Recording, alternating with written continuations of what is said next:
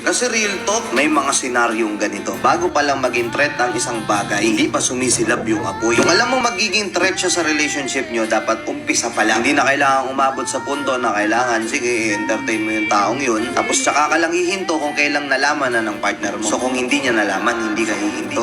Which is ikaw, alam mo sa sarili mo na interesado sa iyo yung taong yun, na meron siyang hindi magandang intensyon sa likod ng kanyang mga mabubulaklak na salita. Alam mo na yun eh. Pero testing ka muna. Kapag yung isang bagay, alam mo na kagad sa sarili mo na makaka-trigger yun na masasaktan yung partner mo, huwag mo nang i-entertain. Huwag mo nang subukan. Sinasabi ko to para protektahan yung relasyon yung dalawa ng partner mo. Ikaw mismo i-ignore dun sa taong yun. Hindi niya na kailangang sabihin yung sa mong gagawin. Bibilib ako sa'yo kung hindi pa dumadating sa punto na nalaman niya na pero tinigil mo na. Pinili mong i-reject lahat ng taong papasok sa buhay mo na possible makasira ng relasyon nyo bago pa niya maumpisahan lahat ng masamang intensyon niya sa'yo.